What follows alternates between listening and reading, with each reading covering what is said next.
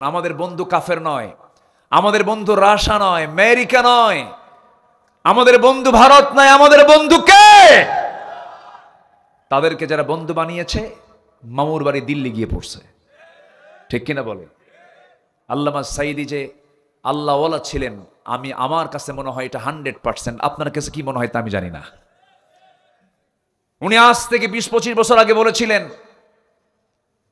দেশে এমন একটি সময় আসবে যে সময় পালানোর জন্য একটি ইঁদুরের গর্ত তারা খুঁজে পাবে না।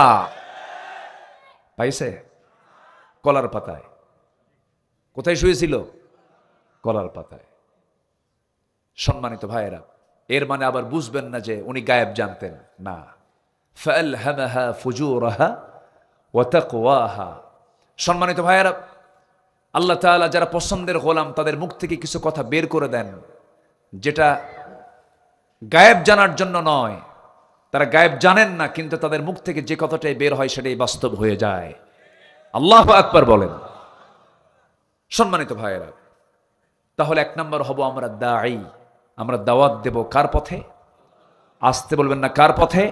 1 নম্বর কাজ, রাসূলুল্লাহর কাজ, নবীর কাজ, দাওয়াত।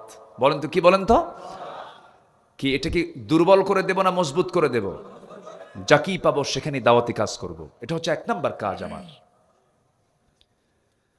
আল্লাহ রাব্বুল আলামিন রাসূলকে বলছেন, উদউ ইলা সাবিলি রাব্বিকা বিল হিকমাতি ওয়াল মাউইযাতিল হাসানাহ ওয়াজাদিলহুম বিল্লাতী হিয়া আহসান ইন্না রাব্বাকা হুয়া আ'লামু বিমান দাল্লা আন সাবিলিহি ওয়া হুয়া আ'লামু বিল মুহতাদিন। সূরা নাহাল 125 ভার্স নাম্বার 125 নম্বর আয়াত। শুধু রাসূলকে লক্ষ্য করে বলা হচ্ছে, রাসূল আপনি দাওয়াত দিন প্রজ্ঞার সাথে, প্রজ্ঞা নিয়ে আপনি দাওয়াত দিন, মানুষকে উত্তম নসিহত করুন। এটা আমাদের 1 নম্বর কাজ হবে। রাসূলের 1 নম্বর কাজ এটাই ছিল। আমরা এই কাজটা করব। জোরে বলি ইনশাআল্লাহ, আরো জোরে বলি ইনশাআল্লাহ। আমরা 15টা আদর্শ শিখে যাব। কয়টা আদর্শ বলেন? এর মধ্যে হলো কয় নাম্বার? আসতে বলবেন না, কয় নাম্বার? হাতের কড়াগুলো গুনবেন। 15টা আদর্শ আজকে শুনে শুনে যাবেন। অনেক লম্বা লম্বা কথা ছিল, একটু শর্ট করে বলছে, রাত তো গভীর হয়ে গেছে, কষ্ট হচ্ছে আপনাদের। নাম্বার 2 হলো আমার নবীর মধ্যে ভীরুতা ছিল না সাহসিকতা ছিল? বলেন, তিনি কি ভীরু ছিলেন না সাহসী ছিলেন? চরম সাহসী মানুষ ছিলেন। চুল পরিমাণ তার মধ্যে দিলে কখনো ভয় বাসা বাঁধে নাই। আমার নবীর জীবনে কত পরীক্ষা এসেছে, প্রত্যেকটা পরীক্ষায় তিনি ফেল না পাস। আসতে বলবেন না, ফেল না পাস। জেল খেটেছেন, এমন জেল যে জেল পৃথিবীর কোনো মানুষ কোনোদিন খাটে নাই। এমন জেল ছিল আমার নবীজির। সিরাজগঞ্জের কারাগারে যান, গাজীপুর কারাগারে যান, ফ্যান পাবেন, লাইট পাবেন, বিড়িও পাবেন। কি পাবেন? বিড়িও পাবেন। হাইরে বিড়ি খায়, ওরে বাপরে বাপ। গেছিলাম একবার, তো এই পরিমাণ বিড়ি চলে ভিতরে, কল্পনাতীত। আমি যখন প্রথম ঢুকি, এক মুরব্বীর বয়স প্রায় 86 বছর, আমার দেখে লম্বা একখান সালাম দেখে, হুজুর খুব খুশি হয়েছে আপনি ভিতরে আসছেন দেখে। তো বললাম যে আপনি খুশি হলেন কেন চাচা? কে বাবাজি, দূর থেকেও আসুনি, কাছে পাই না, এখন কাছে বৈশাও আসুন। খুব খুশি। তো বললাম, চাচা আপনার মামলা কি? বলে বিস্ফোড়া। বিস্ফোরকও বলতে পারে না, কি কয়? বিস্ফোড়া। বললাম যে চাচা আপনি কি জানেন এটা কি মামলা? কে বাবা, এটা খায় না কি করে, মানে বোঝেও না যে বিস্ফোরক মামলাটা কি। এরকম করে গায়েবী মামলা এই দেশে যা হয়েছে, যার জট কাটতে এসকে সিনহা বলেছিলেন আগামী 100 বছরও এই মামলা নিষ্পত্তি করা সম্ভব নয়। এই হক কিছু কথা কইছে, পাগলা বানায়া বাইরে পাঠায় দিছে। সম্মানিত ভাইয়েরা, ক্ষমতাকে পাকাপোক্ত করার জন্য আয়না ঘর বানিয়েছিল। সেখানে কি কোনো আয়না ছিল? নাম দিয়েছে আয়না, কিন্তু সেখানে কোনো আয়না নাই। এত অন্ধকার, এত অন্ধকার, এত নিকষ কালো, মীর কাসেম আলী রাহিমাহুল্লাহর ছেলে ব্যারিস্টার আরমান, সরাসরি আমি তার সঙ্গে কথা বলেছি। আব্দুল্লাহ হিলামান আজমি, অধ্যাপক গোলাম আজম রাহিমাহুল্লাহর সুযোগ্য সন্তান, এই দেশের হাতে গোনা আর্মি বড় বড় অফিসারদের অন্যতম অফিসার, আজকের যে সেনাবাহিনী প্রধান তারও তিনি শিক্ষক। ব্যারিস্টার আরমান আজমির সঙ্গে কথা বলেছি। ব্যারিস্টার আরমান তিনি বলেছেন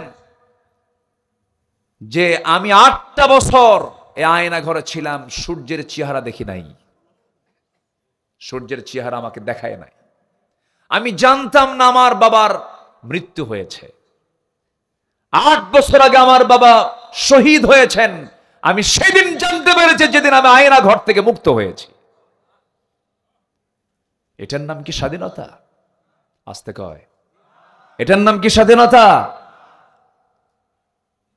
সম্মানিত বন্ধুগণ, এই বিজয়, এই পরিবেশ এমনি এমনি আসে নাই। বহু মানুষের চোখের পানি আসে না নাই।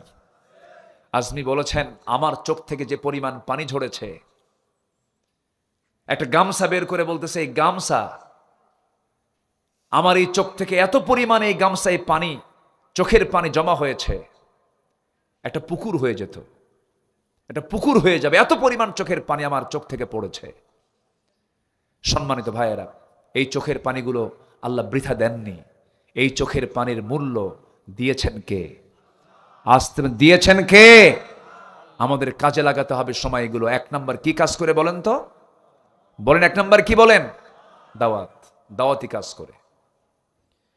আমার বন্ধুগণ, নবীজির জেলখানা আরো ভয়ঙ্কর ছিল।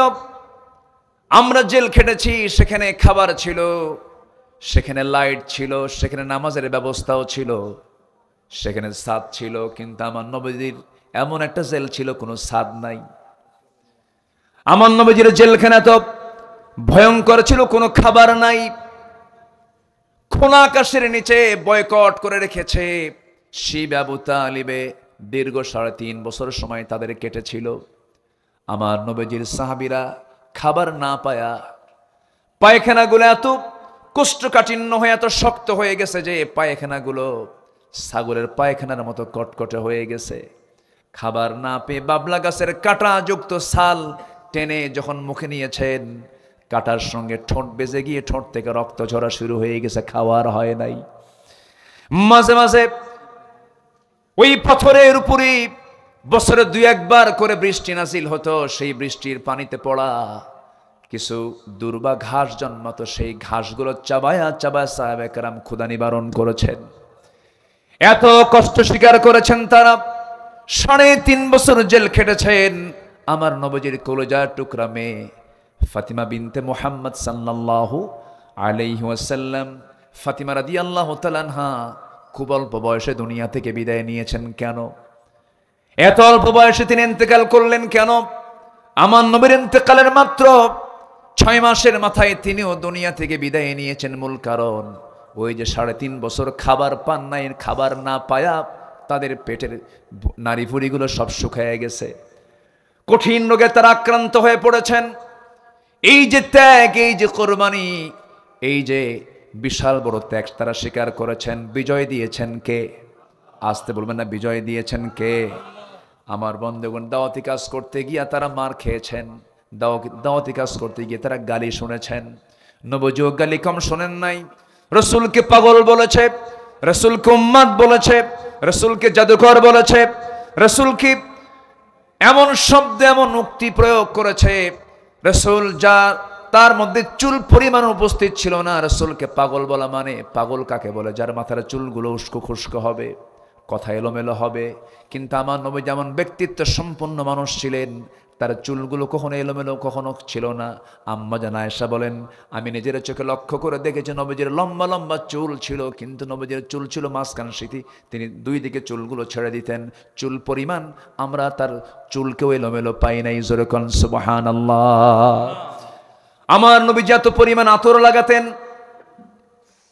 আতর হাতের তালুতে নিতেন, প্রচুর পরিমাণ তিনি আতর লাগাতেন। দুইটা জিনিস হাদিয়া নিয়ে যখন নবীজির কাছে আসতো, রাসূল মানা করতেন না। আতর দিলে আতর নিয়ে নিতেন, বালিশ দিলে বালিশটা নিয়ে নিতেন। এটার ক্ষেত্রে তার কোনো না ছিল না। আমার নবীজি যে রাস্তা দিয়ে যেতেন সে রাস্তা গোটাটাই সুগন্ধে ভরপুর হয়ে যেত। নবীজি মাথায় এত পরিমাণ তেল দিতেন, তেলগুলো চিপ দিয়ে চুয়ে চুয়ে পড়তো। এমন ব্যক্তিত্ব সম্পন্ন মানুষকে তারা বলল পাগল। ইন্নাকা লামাজনুন। রাসূলকে পাগল বলা হলো একমাত্র কারণ তিনি দাওয়াত দিয়েছেন কার পথে? আসতে বলবেন না, কার পথে? তাহলে দাওয়াত দিতে গেলে কি গালি শুনতে হয় বলেন? পাগল। বিগত 16 বছর আমাদেরকে বলেছে জঙ্গি, আমাদেরকে বলেছে সন্ত্রাসী, নাশকতা সৃষ্টিকারী। এরকম করে বহু তোকমা আমাদের বিরুদ্ধে লাগানোর চেষ্টা করেছে, জনগণ তা গিলে নাই। যে রাজাকার শব্দটা তারা ব্যান করেছিল, সে রাজাকার শব্দটা ব্র্যান্ড করে দিয়েছেন কে? আসতে বলবেন না, তিনি কে? আল্লাহ। দাওয়াতি কাজ করতে গেলে ভয় নিয়ে করব না, সাহস নিয়ে করব। নাম্বার 2 হলো সাহসিকতা ছিল আমার নবীজির চরম একটা গুণ। তিনি কখনো ভয় পান না, ইস্পাত কঠিন সিদ্ধান্ত নিয়ে সামনে এগোতেন। আল্লাহ রাব্বুল আলামিন রাসূলকে অর্ডার করছেন, ফাসদা বিমা তু'মার ওয়া আ'রিদ আনিল মুশরিকিন। সূরা হিজর 94 94 নম্বর আয়াত। হে রাসূল, আপনি প্রকাশ্যে শোনায়া দেন, কাউকে পরোয়া করবেন না। আল্লাহু আকবার বলেন। কাউকে পরোয়া করবেন না এবং দোয়া করেন। যারা পারেন সঙ্গে আমার সঙ্গে ঠোঁট মিলিয়ে বলুন, রব্বানা আফরিগ আলাইনা সাবরাও ওয়া সাব্বিত আকদামানা ফানসুরনা আলাল কওমিল কাফিরিন। জোরে বলুন আল্লাহু আকবার। নাম্বার 3 হলো ধৈর্য ধারণ করা। ধৈর্যের পিরামিড ছিলেন তিনি। কি পরিমাণ ধৈর্য তার মধ্যে ছিল! আমার নবীজি সারাটা জীবন মক্কায় থাকলেন। নবুয়তের 13 বছর পার হলো, নবীর বিরুদ্ধে ফরমান জারি হলো, যেখানে পাও হত্যা করে ফেলো। আমার নবীজি একটু হতাশ হলেন না, একটু নিরাশ হলেন না। যখন আল্লাহর পক্ষ থেকেও যখন চূড়ান্ত অর্ডার হয়ে গেল, ঘর থেকে বের হচ্ছেন, সম্পূর্ণ একাকী ঘর থেকে বের হচ্ছেন। সাইয়েদনা আলীকে ডাক দিয়ে বলছেন, আলী রে, আমার ঘরে থাকো, আমার বিছানায় থাকো, কাগজ কলম হাতে নাও। সকাল হওয়ার সঙ্গে সঙ্গে যখন আমার কাছে জমা করে থাকা কিছু সম্পদ যারা রেখে গেছে, এই সম্পদগুলো তাদের হাতে আমার পক্ষ থেকে সব দিয়ে দিবা। আমার নবীজি সাইয়েদনা আলীকে রেখে রাতের আধারে, কি পরিমাণ ধৈর্য আল্লাহ পাক তাকে দান করেছেন, রাতের আধারে নিজের ঘর থেকে তিনি বের হয়ে যাচ্ছেন। আর কাবার দিকে বারবার ফিরে ফিরে তাকান, মিসফালা দিয়ে যান, আর বারবার তাকায় তাকায় চোখের পানি ফেলে ফেলে কেঁদে বলছেন, কাবারে, জীবনের 53টা বসন্ত তোর সঙ্গে কাটায় দিলাম, কিন্তু তোর প্রতিবেশী আবু জাহেল, উতবা, শাইবা, মুগিরা তারা আমাকে থাকতে দিল না, চলে যাচ্ছে। আল্লাহর নির্দেশও হয়েছে। মক্কা ছাড়লেন, হিজরত করে চললেন কোথায়? আসতে বলবেন না, কোথায়? আরো জোরে বলেন, কোথায়? মদিনায় চলে গেলেন। আমার নবীজি, আল্লাহ রাব্বুল আলামিন তাকে বলছেন, ফাসবির কামা সাবারা উলুল আজমি মিনার রুসুল ওয়ালা তাস্তাজিল লাহুম। আপনি তাড়াহুড়ো করার দরকার নাই, আপনি সবর ধরুন, ধৈর্য ধরুন, বিজয়টা আমি আল্লাহ আপনাকে দিয়ে দেব। আমার বন্ধুগণ, দাওয়াতি কাজ করতে গেলেও ধৈর্যের দরকার আছে না নাই? দাওয়াতি কাজ করতে গেলেও সাহসের দরকার আছে না নাই? কাজ চালিয়ে যেতে হবে। 2014 সালে এই বৃহত্তর পাবনা 2 বাজারে মাহফিল করতে গেলাম। নবীজির সিরাত নিয়ে আলোচনা করছি, নবীজির আদর্শ নিয়ে আলোচনা করছিলাম। এরকম করে মাহফিলে হঠাৎ করে বাম পাশ থেকে একটা গুলির আওয়াজ শোনা গেল। একদম ডাইরেক্ট আমাকে লক্ষ্য করে গুলি করেছে, হামলা করেছে। কেন? ওদের জ্বালা হচ্ছে একটাই, যে এখানে কোনো আদর্শ চলবে না, এখানে চলবে হলো ওদের ধ্বজাধরী নেতার আদর্শ। ওদের ধ্বজাধরী নেতা আছে না নাই? মুখে একখান মোষ আছে আর পেট একখান মোটা 10 মাসের মতো নেতা হওয়া যায়। মুখের মোষ 2.5 ইঞ্চি হাইব্রিড জাতের মোষ, এমন কিছু নেতা আছে না নাই? আচ্ছা, শুধু আমি বলেছিলাম মোষওয়ালা নেতৃত্ব মানবো না আমরা, আমরা মানবো হলো দাড়িওয়ালা নেতৃত্ব, ইসলামের নেতৃত্ব। এটাকে তারা মাথায় নিয়ে তারা বলল আমাদের নেতার বিরুদ্ধে কথা বলেছে। 2 বাজারের সামনে ওদের দলীয় কার্যালয়, সেখান থেকে তারা পুলিশি সহযোগিতা নিয়ে সরাসরি মাহফিলে 20 থেকে 25,000 মানুষ হামলা করলো। সেই দিন না হলো 50 থেকে 60 জন আহত হয়েছে, মঞ্চ আগুন ধরিয়ে দিয়েছে। 3 দিন পর শুনি ওখানে একটা মামলা হয়েছে, সেই মামলার 1 নম্বর আসামি হলাম আমি। কি কথা কি বুঝতেছেন? কথা কি বোঝা যায়? সম্মানিত ভাইয়েরা, সম্মানিত বন্ধুগণ, হকের দাওয়াত দিতে গেলে এমন পরিস্থিতি মোকাবেলা করতে হবে, এটাও শিখিয়ে দিয়েছেন মুহাম্মদ সাল্লাল্লাহু। তাহলে সাহসিকতা, ধৈর্য, এই দুটেরই প্রয়োজন আছে আমি যখন দাওয়াতি কাজ করতে যাব। নাম্বার 4, এই পৃথিবীতে চরিত্র আদর্শ মানতে গেলে একজনকে মানতে হবে, তিনি হচ্ছেন মুহাম্মদুর রাসূলুল্লাহ। মুহাম্মদুর রাসূলুল্লাহ, রাসূলকে মানতে হবে, কারণ তার চারিত্রিক সনদ কে দিয়েছেন? আসতে বলবেন না, কে দিয়েছেন? আল্লাহ দিয়েছেন। তার চারিত্রিক সনদ পৃথিবীর কোনো একাডেমি দেয়নি। সুইডিশ একাডেমি নোবেল দেয়, এরকম করে কোনো একাডেমি, কোনো ইনস্টিটিউট দেয়নি। আমার আল্লাহ তাআলা নিজে আমার নবীজির চারিত্রিক সনদ নিজে দিয়েছেন। জোরে বলি আল্লাহু আকবার। আল্লাহ রাব্বুল আলামিন বলেন, নুন ওয়াল কলমি ওয়া মা ইয়াসতুরুন মা আনতা বিনি'মাতি রাব্বিকা বিমাজনুন ওয়া ইন্না লাকা লাআজরান গায়রা মামনুন ওয়া ইন্নাকা লাআলা খুলুকিন আযীম। জোরে বলুন আল্লাহু আকবার। হে নবী, আপনি হলেন সুমহান চরিত্র অধিকারী। সেই চরিত্রকে, সেই আদর্শকে আমরা লালন করব। নাম্বার 5 হলো, আমার রাসূল ছিলেন পরিবারের প্রতি দায়িত্বশীল, পরিবারের খুব তিনি যত্নবান ছিলেন। আমার বন্ধুগণ, পরিবারকে সময় দেওয়ার দরকার আছে না নাই বলেন? আছে। নিজে নামাজ পড়লাম, পরিবারকে নামাজের ব্যাপারে খেয়াল রাখলাম না, সন্তানদের নামাজের ব্যাপারে তাকিদ করলাম না, তা হবে না। বরং এমন কিছু স্বামী আছে নিজে নামাজ পড়ে বউটাকে বেপরদায় রাখে, এমন স্বামী তো বেলকুচিতে মনে হয় নাই। আসতে বলবেন না, আছে না নাই? বউকে হুন্ডাই তুলে ঘুরে বেড়ায়, আছে? বেলকুচিতে আছে?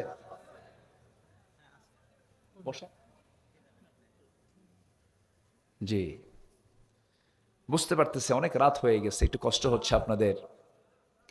বউকে নিয়ে ঘুরে ফেরে হুন্ডাই তুলে বেপর্দার পরিবেশ করে গোটা বেলকুচি ঘোরে, এমন স্বামী আছে না নাই? নিজের সুন্দরী বউকে মানুষকে দেখায়, এতে সে খুব তৃপ্তি পায়। আছে কি না বলেন? এটা কি যত্ন না অযত্ন? যত্ন না অবহেলা? অবহেলা। নিজের বউ নিজের সম্পদ, বউ কখনো অন্যের সম্পদ হতে পারে না। দেখবেন কিছু কিছু পুরুষ আছে বউকে দেখায় হুন্ডাই তুলে। কোন হুন্ডা? তাও নর্মাল কোনো হুন্ডা না, কি কি R15। হ্যাঁ, R15 আপডেট ভার্সন।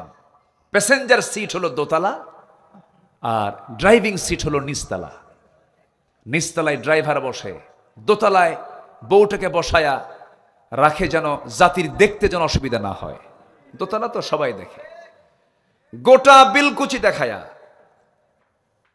বিকেলবেলা নদীর পাড়ে গিয়ে লাল শাড়ি পরায়া, ঠোঁটটাকে লাল বানায়া আঁকায়া, কপালে একখান টিপ বসায়া, চুলটা ছেড়ে দিয়ে অর্ধলগ্ন অবস্থায় তার ছবি তোলে 16 Pro Max আইফোন দিয়া, যেন ছবি ওর মধ্যেও যেন জীবন্ত জীবন্ত ভাব আসে।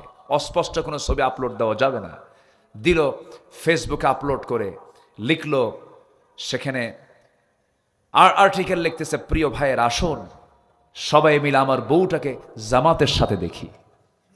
যেরকম নাউজুবিল্লাহ। বউ কি জাতীয় সম্পদ? বউ কি পাবলিক না পার্সোনাল? আচ্ছা বলেন, বউ কি পাবলিক না প্রাইভেট? ও দেখেন ফেসবুকের ভাষায় কথা বলে। সম্মানিত ভাইয়েরা, তাহলে এই যে পরিবারের প্রতি অযত্ন, এটিকে থাকা যাবে? রাসূল তা শিখিয়েছেন। আমার নবীজি একদিন হাঁটতেছেন, অপ্রয়োজনীয় একটা আওয়াজ ফাতিমার কণ্ঠ থেকে নবীর কানে চলে আসলো। আমার নবীজি ঘরের মধ্যে ঢুকে গেলেন, ঢুকে গিয়ে বলছেন, ফাতিমা, তোমার অপ্রয়োজনীয় একটা আওয়াজ আমার কানে আসলো। এই আওয়াজটা যদি অন্য কোনো পরপুরুষের কানে চলে যেত, তোমার গুনাহ হয়ে যেত। এমনটা করা উচিত নয়। আমার নবীজি একদিন দরজায় দাঁড়ানো এক অন্ধ সাহাবী নবীর সঙ্গে দেখা করার জন্য আসতেছেন। আমার রাসূল বলছেন, আয়েশা, ভিতরে চলে যাও। আমার এক সাহাবী আমার সাথে সাক্ষাৎ করার জন্য আসে, হুজুর সে তো অন্ধ মানুষ। রাসূল বলছেন, আয়েশা সে অন্ধ হতে পারে, তুমিও কি অন্ধ নাকি? ভিতরে চলে যাও। কি যত্নশীল তারা ছিলেন, কি যত্নবান আমার রাসূল ছিলেন। পরিবারের প্রতি সর্বক্ষণ তিনি নজরদারি রাখতেন, খেয়াল করতেন, সন্তানদেরকে নসিহা করতেন। কারণ কু আনফুসাকুম ওয়া আহলিকুম নারা, নিজে বাঁচো, তোমার পরিবারকে জাহান্নামের আগুন থেকে বাঁচাও। এই ক্ষেত্রে অনেকে দায়িত্বশীল আছেন, লক্ষ্য করা যায় দায়িত্ব পালন করতে করতে এত মহাব্যস্ত নিজের পরিবারের দিকে খেয়াল করার সময় পান না। এরকমও কিন্তু আছে। এই মিসিংটা হয়ে যায়, এটা হওয়া যাবে না। আমার নবীজি স্ত্রীদের হক আদায় করেছেন 16 আনা। একটা স্ত্রী তার ছিল না, তার আল্লাহ তাআলা একাধিক স্ত্রী তাকে দিয়েছিলেন। আল্লাহ তাকে অর্ডার দিয়েছেন বিয়ে করার জন্য। তিনি যে একাধিক স্ত্রী বিয়ে করেছেন, অর্ডার দিয়েছেন কে? এই ক্ষেত্রে রাসূলের কোনো ভুল ধরা কি যাবে নাকি? আমার দেশের নাস্তিকরা না বুঝে না জেনে রাসূলকে এরকম করে গালিও দিয়েছে, এতগুলো বউ কেন জেনাকার মুহাম্মদ, জোরে কর নাউযুবিল্লাহ। আমার নবী আম্মা জানা আয়েশাকে বিয়ে করেছেন, লক্ষ লক্ষ হাদিস তিনি মুখস্থ করেছেন আর রাসূলের কাছ থেকে হাদিসগুলো নিয়েছেন। আমার ভাইয়েরা, এরপরে বাকি যে স্ত্রীগুলো ছিল সব আল্লাহর অর্ডারে তিনি বিয়ে করেছেন। আমার নবীজি স্ত্রীদের হক আদায় করেছেন, সবার সঙ্গে মিষ্টি মুখে কথা বলেছেন। আম্মা জান আয়েশা বলেন, আমি রাসূলুল্লাহকে কোনোদিন দেখি নাই মন মরা হয়ে কথা বলতে। আমি আসা সহজে রাসূলকে আগে সালাম দিতে পারতাম না, রাসূল আগে আমাকে সালাম দিতেন। ঘরের মধ্যে ঢুকতেন, আমাকে কোনো কাজের অর্ডার দিতেন না। আমার নবীজি নিজের জুতা নিজে হাতে নিতেন, নিজের কাপড় নিজে ধুয়ে দিতেন, নিজের সেলাই নিজে করতেন, নিজের ঘর নিজে ঝাড়ু দিতেন। আমার রাসূল কোনো কারো খেদমতকে তিনি পছন্দ করতেন না, নিজের কাজ নিজেই সম্পূর্ণ করতেন। আমার বন্ধুগণ, আম্মা জান আয়েশা এমনকি বলেছেন, আমার যখন শরীরটা খারাপ লাগতো আমার হাত পা পর্যন্ত টিপে দিয়েছেন মুহাম্মদ সাল্লাল্লাহু আলাইহি ওয়াসাল্লাম। আমি গ্লাস ভরে আমার নবীর সামনে দুধ ভর্তি গ্লাস নিয়ে চলে যেতাম, হুজুর আপনি দুধটা পান করুন। রাসূল মুস্কি হাসি মেরে বলতেন, আয়েশা তুমি আগে পান করো, তুমি আগে খাও। আমি সারা জীবন চেষ্টা করেছি রাসূলকে কখনো আগে খাওয়াতে পারি নাই। আমার নবীজি, আম্মা জান আয়েশা বলেন, মাঝে মাঝে আমি গোশত নিয়ে, উটের গোশত, ছাগলের গোশত নিয়ে যখন নবীর কাছে যেতাম, আমার নবীজি বলতেন, আয়েশা তুমি আগে খাওয়া শুরু করো। আমি গোশত খেতাম, হাড়গুলো চুষে চুষে রাখতাম। আমার নবীজি আমার মুখ থেকে রেখে দেওয়া হাড়টা যে দিক দিয়ে চোষণ মারতাম, নবীজি সেই দিক দিয়ে চোষণ মারতেন। কি যত্ন পরিবারের নিয়েছেন তিনি, কি হক তিনি আদায় করেছেন। অনেক রাত হয়েছে দাওয়াতি কাজ করে যখন ঘরের মধ্যে ঢুকতেন, আম্মা জান আয়েশা বলেন আমাকে ডাক দিতেন না, আস্তে আস্তে করে দরজা খুলতেন। দরজা খুলে ভিতরে ঢুকে কোনো খাবার থাকতো না, কোনো কৈফিয়ত ছিল না, কোনো প্রকার রাগারাগি ছিল না। সামান্য কিছু পানি পান করে সারাদিন রোজার নিয়ত রোজা রেখে দিতেন। জোরে কোন সুবহানাল্লাহ। আমার ভাইয়েরা, আমার বন্ধুগণ, 4 স্ত্রী একদিন আমার নবীর সামনে বসা। 4 স্ত্রী বলে ফেলতেছেন, হুজুর আপনি সত্যি করে বলুন তো, আমাদের মধ্যে গন্ডগোল লাগছে, আপনি আমাদের 4 জনের মধ্যে কাকে সবচেয়ে বেশি ভালোবাসেন? আমার রাসূল বলছেন, ও আমার স্ত্রীরা, এই জবাবটা আমি এখন দেব না, কালকে সকালবেলা দেব, যাও। পাঠায় দিলেন। সন্ধ্যা হতে না হতে আমার নবীজি 2টা করে খেজুর তিনি ভাগ করলেন, 8টা খেজুর হাতের মধ্যে নিলেন। 2টা খেজুর প্রথমে আম্মা জান আয়েশার ঘরে গিয়ে ডাক দিয়ে বলছে, ওরে আয়েশা আমি তোমাকে দারুণ ভালোবাসি, আই লাভ ইউ আহিব্বুক, আমি তোমাকে দারুণ ভালোবাসি। বউকে আই লাভ ইউ বলা জায়েজ না না জায়েজ? নিজের বউ না পরের বউ? এটা যেন মনে থাকে। আবার বসে আমার নবীজি বললেন, 2টা খেজুর দিয়ে গেলাম এবং জানিয়ে দিলাম, আমার আয়েশা আমি তোমাকে দারুণ ভালোবাসি, তবে তোমাকে যে মোহাব্বত করি এই কথাটা যেন কাউকে না জানানো হয়। 2টা খেজুর দিয়ে গেছে, এই তথ্য যেন গোপন থাকে। 2য় স্ত্রীর ঘরে গিয়ে একই কথা বললেন, 3য় স্ত্রীর ঘরে গিয়ে একই কথা বললেন, 4র্থ স্ত্রীর ঘরে গিয়ে 2টা খেজুর দিয়ে বললেন, এই 2টা খেজুর যে তোমাকে দিয়ে গেলাম এই কথা যেন কেউ না জানে। পরের দিন সকালবেলা বুক ভরা আশা নিয়ে 4 স্ত্রী নবীর সামনে এসে বলছে, ইয়া রাসূলুল্লাহি আপনি জানাতে চেয়েছেন আজকে সকালবেলা আপনি আমাদের 4 জনের মধ্যে কাকে সবচেয়ে বেশি ভালোবাসেন। আমার নবীজি মজা করে মুস্কি মুস্কি হাসি মেরে বলছেন, আমি যাকে রাত্রেবেলা গোপনে 2টা খেজুর দিয়ে আসছি আমি তাকেই সবচেয়ে বেশি ভালোবাসি। যা, জোরে বলি সুবহানাল্লাহ। আমার নবীজি পরিবারকে সময় দিয়েছেন। ওয়াসাআল বাইত, আমসিক আলাইকা লিসানাক ওয়া লিসাকা বাইতাক ওয়া বিকি আলা খাতিআতিক মান নাজাহ ইয়া রাসূলুল্লাহ। আমি নাজাত পাবো কেমনে? তিনটা কাজ করো। জিহ্বাকে কন্ট্রোল করো, বাড়িকে বড় বানায় ফেলো, বাড়িকে সময় দাও। ওয়া বিকি আলা খাতিআতিক, তোমার পাপের জন্য চোখের পানি ফেলে ফেলে কাঁদো, নাজাত পেয়ে যাবে। পরিবারকে সময় দেওয়ার দরকার আছে না নাই? আসতে বলবেন না, আছে না নাই? দেখবেন কিছু কিছু পুরুষ আছে বিকেলবেলা হলে পারে চার দোকানে বসে গিবত খানায় বসে শুধু গিবত করে। পরিবারকে সময় দেন, সন্তানকে দাওয়াতি কাজ করেন, সন্তানকে বুঝান। এই কথাগুলো আপনি শুধু শুনতেছেন না, আগামীকালকের মধ্যে এই মিডিয়াগুলোর মধ্য দিয়ে কোটি কোটি মানুষের কাছে আলোচনাগুলো চলে যাবে। আমার বন্ধুগণ, নাম্বার 6, আমার নবীর আদর্শ ছিল আমানতদারিতা। ন্যায় বিচারে তিনি করেছেন, আমানত তিনি কখনো খেয়ানত করেন নাই। লা ঈমান লিমান লা আমানাতা লাহ। ইন্নাল্লাহা ইয়া'মুরুকুম আন তু'আদ্দুল আমানাতি ইলা আহলিহা ওয়া ইযা হাকামতুম বাইনান নাসি আন তাহকুমু বিল আদল ইন্নাল্লাহা নি'মা ইয়া'ইযুকুম বিহ। জোরে বলুন আল্লাহু আকবার। সূরা নিসা আয়াত নাম্বার 58। আল্লাহ তাআলা অর্ডার দিয়েছেন আমানতকে তোমরা রক্ষা করবে, আমানতের কখনো খেয়ানত করবে না। আমানত নাই যার ঈমান নাই তার, ওয়াদা ঠিক নাই যার ঈমান নাই তার, বলেছেন মুহাম্মদ সাল্লাল্লাহু আলাইহি ওয়াসাল্লাম। আমানতটাকে ঠিক রাখার চেষ্টা করব আমরা, জোরে বলি ইনশাআল্লাহ। বনের সম্পত্তি মেরে খাওয়া ভাই বেলকুচি নাই? আছে? বলবো না বিপদে পড়বেন? বলবো বলবো বিপদে পড়বেন না তো? বিপদে পড়লেও তো কিছু করার নাই।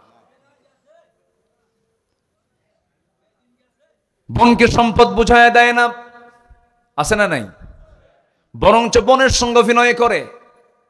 বেলকুচির সবচেয়ে ভালো মানের মিষ্টি কিনে নিয়ে আসে, ফলমূল কিনে নিয়ে এসে বোনকে দাওয়াত দিয়া জন্মের মতো খাওয়ায়া পাশে বসায় গল্প করতে করতে বলে, বোন আমি তোমার ভাই, তুমি আমার বোন, বাপ তো মারা গেছে, একটা কথা বলি কি, অংশ নিলে কিন্তু ধ্বংস হয়। দেখছেন কি ওয়াজটা দিল? মানে এটা কি মানে কোরআন থেকে ওয়াজ না শয়তান থেকে ওয়াজ? ফাঁকিবাজি। এগুলো আমানত নষ্ট করা হয়ে যাচ্ছে। এই সমস্ত কাজগুলো করা যাবে না, কারণ লিযযাকারি মিসলু হাযযিল উনসাইন। কারণ আল্লাহ তাআলা সিলেকশন দিয়েছেন, আল্লাহ তাআলা মিরাস উত্তরাধিকারীর সম্পদগুলো বন্টনের জন্য সম্পূর্ণ ডিসকাস করে বলে দিয়েছেন। সূরা নিসা পড়বেন এবং বলেছেন শেষে ওয়াতিলকা হুদুদুল্লাহ। এই অংশ বন্টন মানতে গিয়ে তোমরা সাবধান থাকবে, এগুলো কিন্তু আল্লাহর সীমা।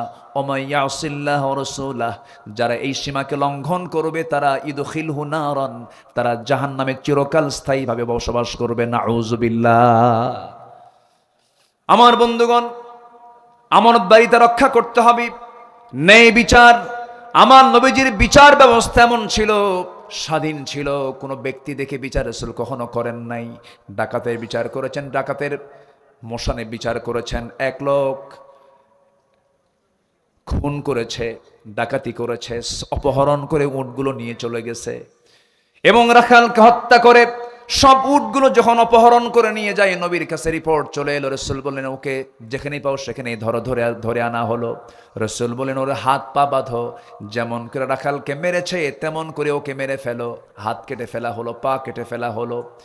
পানির যন্ত্রণায় ছটফট করতে করতে, তৃষ্ণায় ছটফট করতে করতে মরুর বালুগুলো চাটতেছিল। সাহাবা একরামদের মধ্যে দয়া হলো।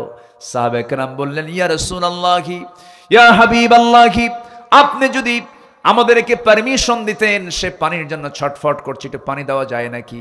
সে তো খুব কষ্ট পাচ্ছে। রাসূল বললেন, ও যখন আমার রাখালকে যখন মেরেছিল সে কি পানি দিয়েছিল কি? না, পানি দেয় নাই। এক চুল পরিমাণ পানি দিবা না, বালু চাটতে চাটতে ও মরুক। আল্লাহু আকবার বলেন।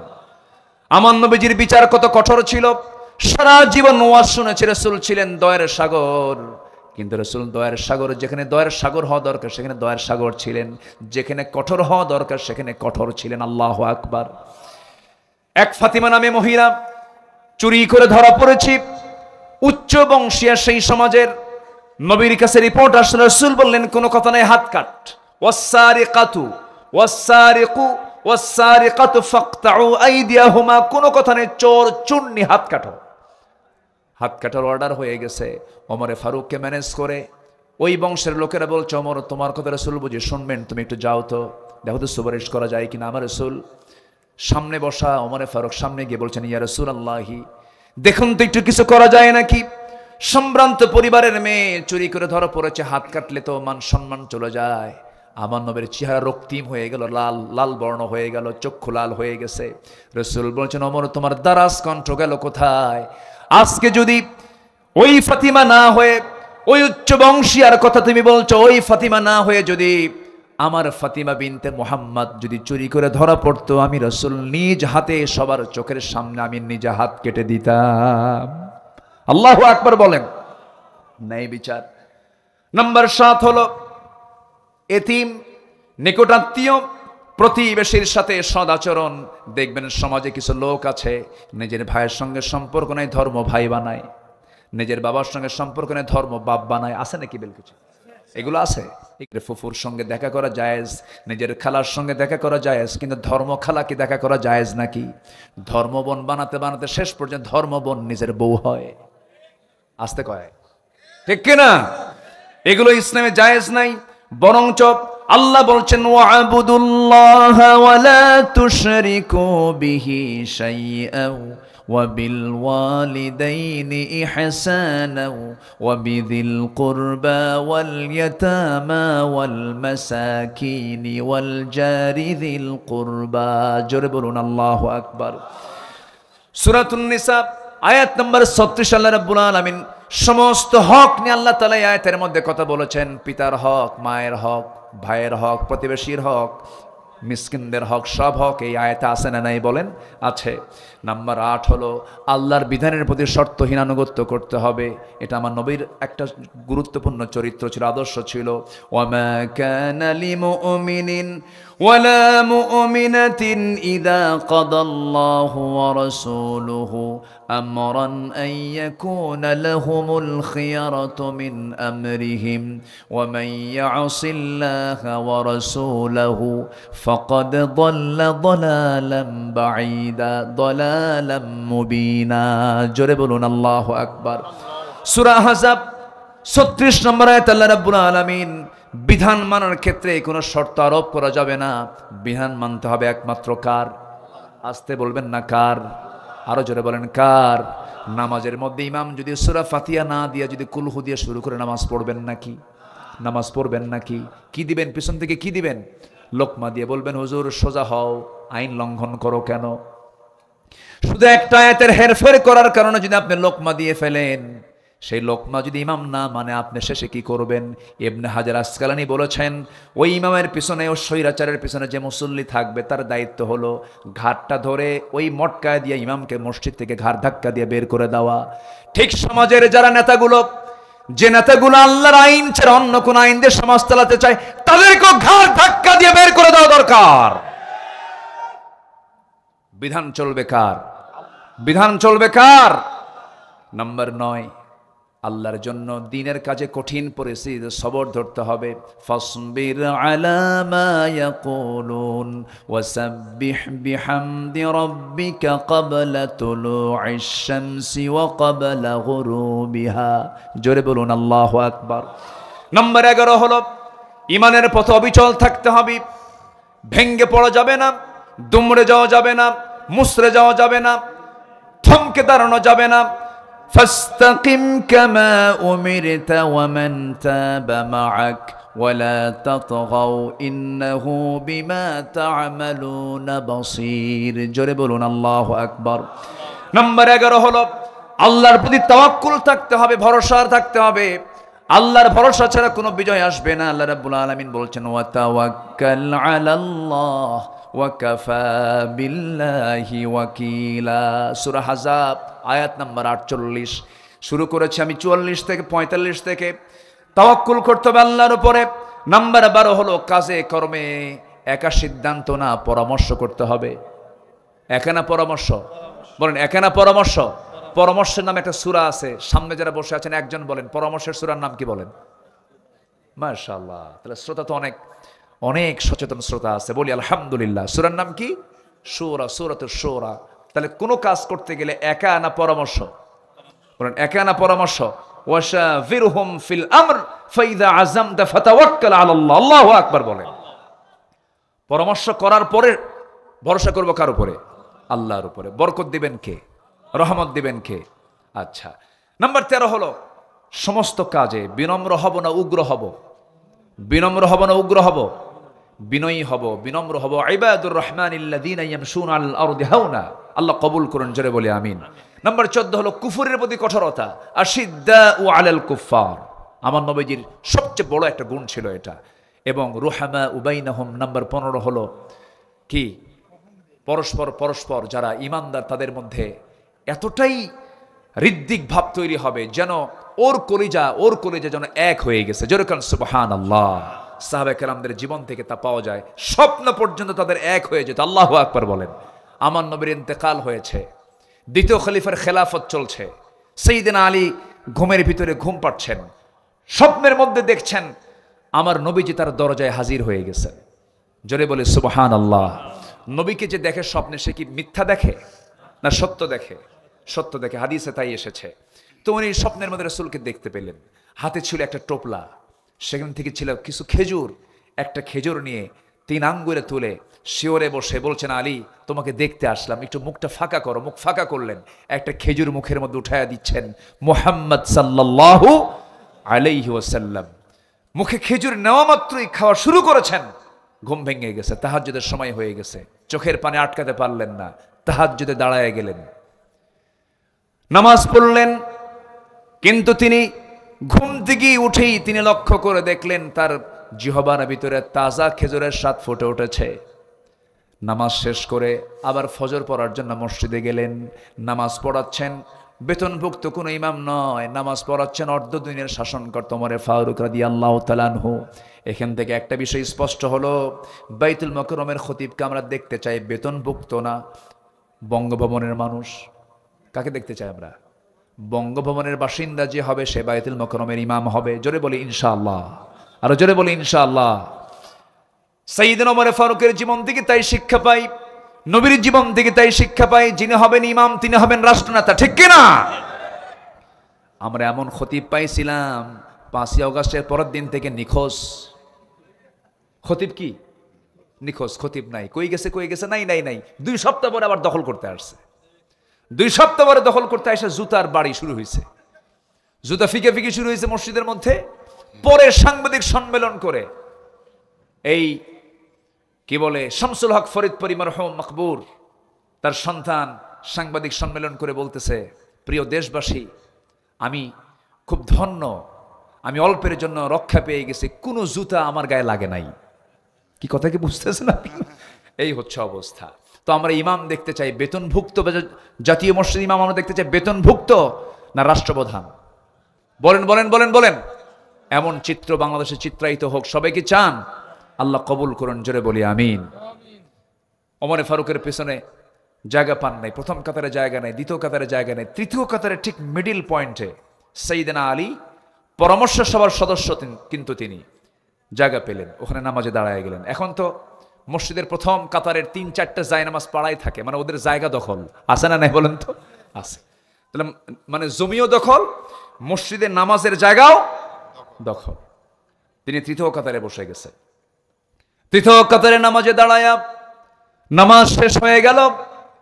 ইতিমধ্যে খলিফা ওমর ফারুক লক্ষ্য করে দেখেন কে যেন এক টোপলা খেজুর হাদিয়া দিয়ে গেছে, কাউকে দায়িত্ব দিলেন না। আল আযকারু বা'দা সালাহ, নামাজের পরে কিছু জিকির আজকার আছে, এটাও তিনি শর্ট করে ফেললেন। টোপলা হাতের মধ্যে নিয়ে প্রথম কাতারের সবাইকে হাতে হাতে 2, 3, 4টা করে খেজুর দিয়ে যান। দ্বিতীয় কাতারে তাই করলেন। তৃতীয় কাতারে গিয়া সাইয়েদনা আলীর আগের জনকেও তিনি 2-3টা করে খেজুর হাতের মধ্যে দিয়েছেন। কিন্তু আলীর কাছে গিয়ে বলছেন, আলী মুখটা ফাঁকা করো। তিনি মুখটা ফাঁকা করলেন। ফাঁকা করার সঙ্গে সঙ্গে অনেকগুলো খেজুর থেকে 3 আঙ্গুলে একটা খেজুর তুলে নিয়ে বলছেন, আলী মুখটা ফাঁকা করো। এই বলে তার মুখের মধ্যে একটা খেজুর বিসমিল্লাহ বলে ঢুকায়া দিলেন।